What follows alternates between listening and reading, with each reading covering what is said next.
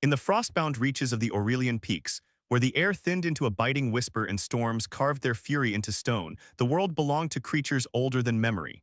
These mountains were not merely rock and ice. They were a kingdom, a living monument to power, and at its heart reigned the Empress of the High Brood. Her dominions stretched across jagged summits and endless skies. To lesser beings, these heights were death, unforgiving winds, frozen cliffs, and thin air that crushed the lungs. But to her, they were a throne. She was ancient, not simply in years but in presence. Time had etched itself into her being, layering wisdom, instinct, and raw power into something almost divine. Her scales were dark as polished obsidian, reflecting no light unless she wished it. When she moved, the ground trembled not from weight but from authority. Her wings, vast and scarred from battles long past, could blot out the sky when unfurled. And her eyes, those burning, molten gold eyes, saw everything. Generations of dragons had lived and died beneath her rule. They had bowed before her, fought for her, feared her. Even the mountains themselves seemed to bend in silent reverence when she stirred from her rest. She was not merely their ruler. She was their certainty. And for centuries she had waited. Deep within her cavern, a colossal chamber carved by time and power, something sacred had been growing. The lair shimmered with ancient magic, crystals rising from the ground like frozen lightning, casting pale reflections across the walls. At its center, nestled in a cradle of gleaming stone and softened by centuries of heat, lay 4 eggs. They glowed, not with fire as dragon eggs often did, but with something quieter, something colder. A silver radiance pulsed within them, faint yet steady, like a heartbeat echoing through eternity. The prophecy had spoken of them. It was older than even the Empress, whispered through generations like a sacred truth carved into the bones of dragonkind. It spoke of a rare clutch albino hatchlings born once in an age, not merely rare but transformative. They would not be like other dragons. They would be stronger, not in brute force alone but in essence.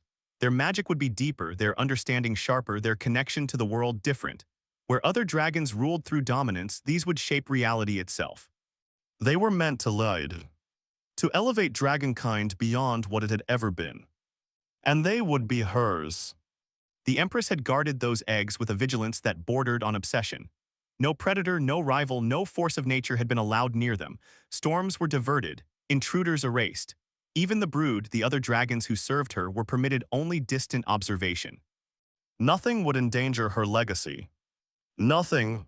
So when the day finally came, when the faint glow within the eggs began to pulse brighter, the entire high brood gathered. They filled the cavern, massive forms settling along the stone, wings folding in reverence. Even the eldest among them, creatures who had seen centuries unfold, lowered their heads in silent respect. The air itself seemed to still, as though the world were holding its breath. The Empress stood over the clutch, her presence dominating the chamber. This was the moment. A faint crack echoed. It was soft, so quiet that only those with ancient senses could hear it, but in that silence it sounded like thunder. Another crack followed. The silver light intensified, spilling through hairline fractures in the shells. Magic pulsed outward, brushing against every dragon present. It was unlike anything they had felt before, cool, precise, and vast. Not wild like fires. Not violent like lightnings. But controlled. Perfect. The first egg split open. A small form pushed through, fragile in appearance yet impossibly luminous. Pale scales caught the light, not reflecting it but emitting it, a soft, radiant glow that seemed almost alive. The hatchling's eyes opened slowly, revealing a color that defied expectation. Not gold, not red, but a brilliant icy blue, like starlight frozen in time. A murmur rippled through the brood. The second egg cracked, then the third, then the fourth. One by one they emerged. 4 hatchlings.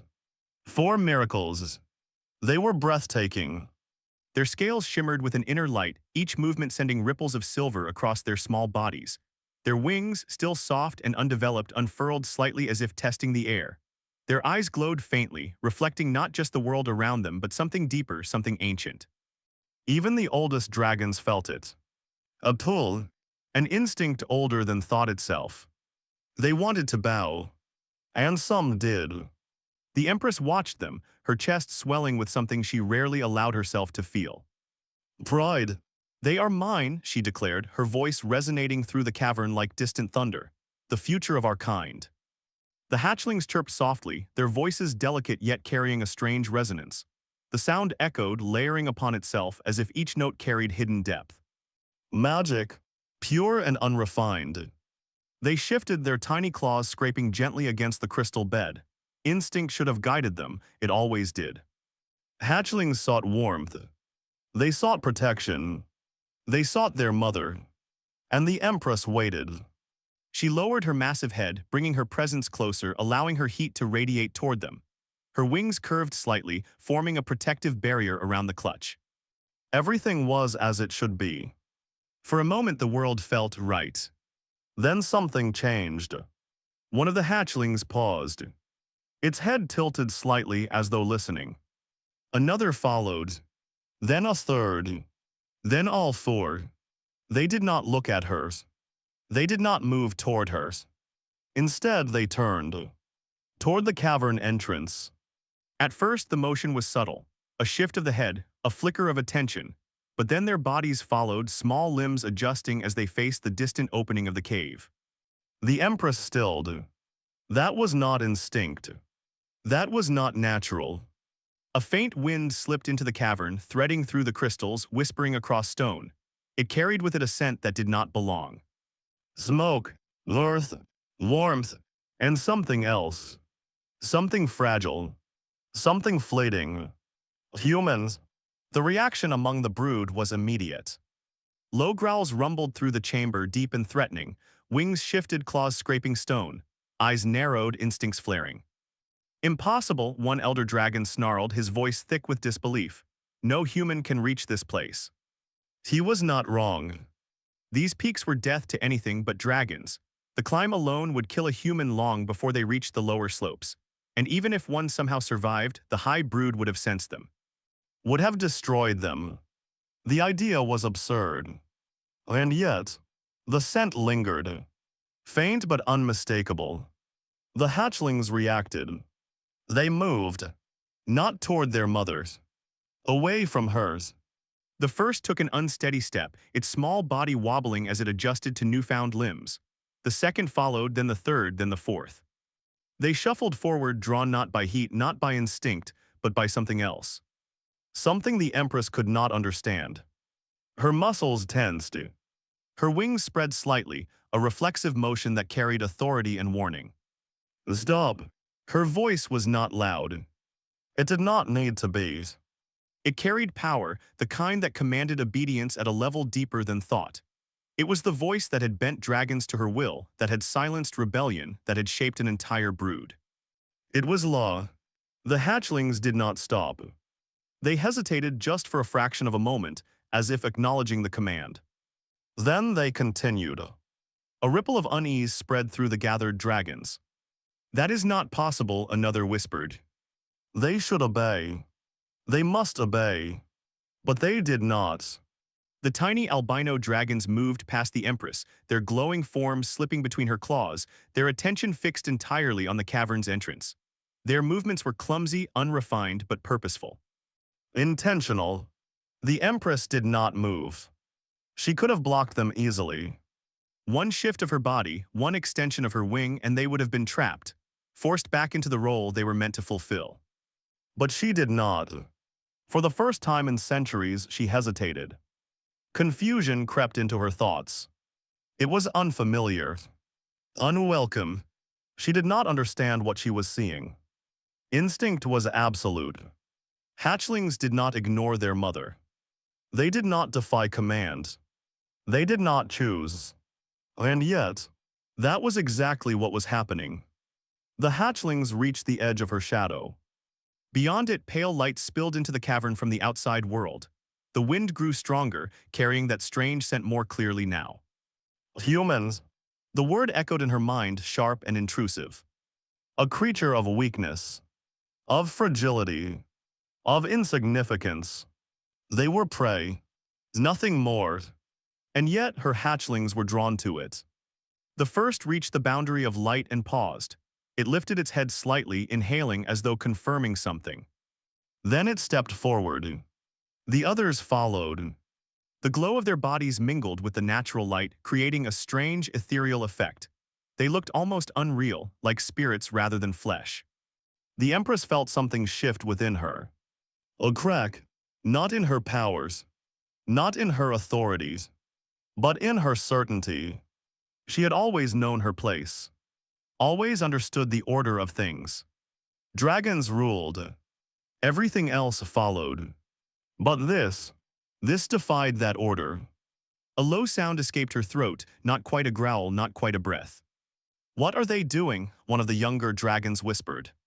No one answered. No one could.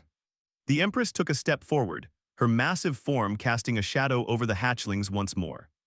"Return," she commanded, her voice harder now, edged with steel. Still they did not obey. They moved faster. Clumsy steps turned into determined shuffles, tiny wings spread slightly as though aiding their balance, their focus never wavered. The entrance, the scent, the humans. The Empress stopped. Her wings slowly folded back against her body, but the tension remained. Her gaze followed the hatchlings, unblinking, unwavering. She could feel it now. Not just the scent, but something deeper. A thread, thin, fragile, but real. It connected the hatchlings to whatever lay beyond that entrance. A bond, impossible, unacceptable, and yet undeniable. For the first time in millennia, the Empress of the High Brood felt something she had not experienced since she was young, before she had become what she was now. Something raw, something uncertain. Jacques. It spread through her, slow and cold, like ice forming in her veins. Her hatchlings, the future of dragonkind, the fulfillment of prophecy, were choosing something else. Not hers, not their kind, but something beneath them. Something fragile, something human. And in that moment, as she watched them disappear into the light beyond her domain, the Empress realized something that shook her more than any battle ever had. This was not instinct. This was not obedience. This was choice. And it changed everything. The human child had not meant to climb so high. He had never intended to leave the valley at all. His world had once been small, contained within the narrow paths of a quiet village nestled between rolling hills and scattered woods. It had been a place of simple rhythms, mornings filled with smoke from cooking fires, afternoons shaped by labor, and nights wrapped in stories whispered beneath dim lantern light. A place where he belonged. Or so he had believed. That illusion shattered in a single night. He had woken to shouting. Not the usual arguments or distant laughter that sometimes drifted through the village, but something sharper, fear twisted into anger. Flames licked the darkness outside his small home, shadows dancing wildly against the walls. The air smelled wrong, thick with smoke, panic, and something metallic that made his stomach churn. He remembered his mother's voice, urgent and trembling. "Run." Just that. No explanation. No time for questions. He had obeyed. Bare feet struck the cold earth as he fled into the night, his heart pounding so hard it felt like it would tear itself free from his chest. Behind him, the village roared, voices rising, something breaking, something burning. He did not look back. At first, he thought it was a fire. An accident. But then he heard them. They saw it. "He's cursed. Don't let him escape." The words did not make sense. Not fully, but they carried enough meaning to ignite something primal inside him. Fear. He ran faster. Branches clawed at his arms as he plunged into the woods, the ground uneven and unforgiving beneath his feet. Stones cut into his skin. Roots tripped him. More than once he fell, scraping his hands and knees against the dirt, but each time he forced himself back up. Because the voices followed. Sometimes close. Sometimes distant. But always there. Hunting. The night stretched endlessly, the darkness pressing in on all sides. The forest that had once been familiar twisted into something alien, every shadow a threat, every sound a warning. He did not understand. He did not know what he had done. He only knew that the people who had once smiled at him now wanted him gone. And so he ran. By the time the forest thinned and the land began to rise, his body was already failing him. The hills gave way to jagged terrain, the soft earth replaced by cold stone. The air grew thinner, each breath sharper than the last. The wind picked up, biting against his exposed skin, stealing warmth with cruel efficiency. Still he climbed. Because behind him there was nothing left. The higher he went, the quieter the world became. The sounds of pursuit faded, replaced by the howl of wind sweeping through the mountains. Snow began to appear in scattered patches, crunching faintly beneath his feet. He should have stopped, should have turned back.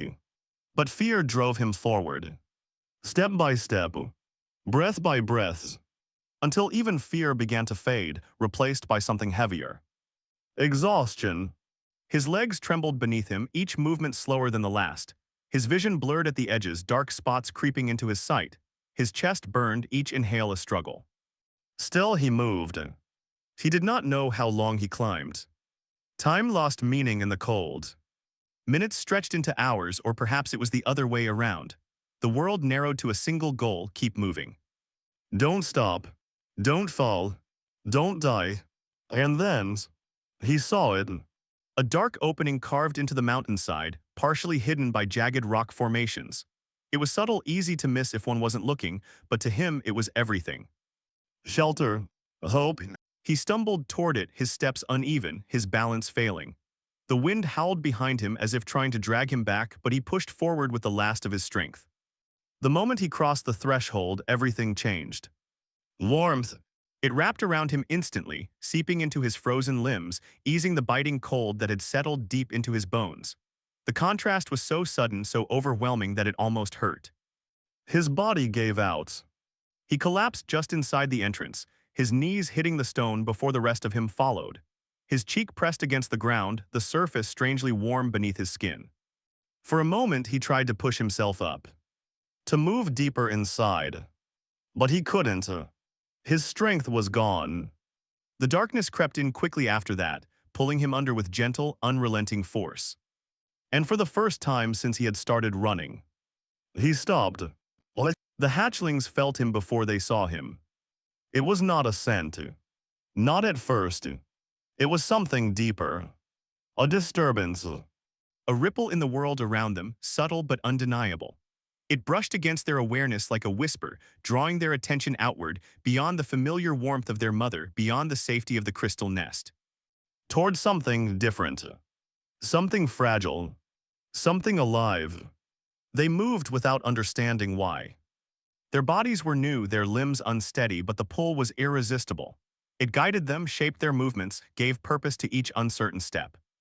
They passed the Empress without hesitation. Ignored her command. Followed the thread. The air changed as they neared the cavern's entrance. The warmth of the inner layer gave way to cooler currents, laced with unfamiliar scents, earth, wind, and something faintly sharp. And beneath it all, him. The first hatchling reached the threshold and paused. Light spilled in from outside, illuminating the figure lying just within the entrance. Small, still, wrapped in shadows and silence. The hatchling tilted its head. Curious. The others gathered beside it, their glowing forms casting pale illumination across the scene. The human child lay sprawled against the stone, his body limp, his breathing shallow. His clothes were torn, little more than ragged fabric clinging to his skin. Bruises marred his arms and legs, dark against pale flesh. Small cuts traced across his hands, evidence of his climb. He looked fragile. Breakable. The hatchlings watched him in silence. They had no memories to compare this to. No understanding of what he was. And yet, they felt something. The first hatchling stepped forward, its claws clicking softly against the stone. It approached slowly, cautiously, its head lowering as it drew closer. The human did not move. The hatchling stopped just beside his outstretched hand. It hesitated. Then gently it nudged him. The contact was light, barely more than a brush of snout against skin. But the reaction was immediate. The boy flinched. His body tensed, a sharp, instinctive movement as though bracing for pain. His fingers twitched, curling slightly against the stone.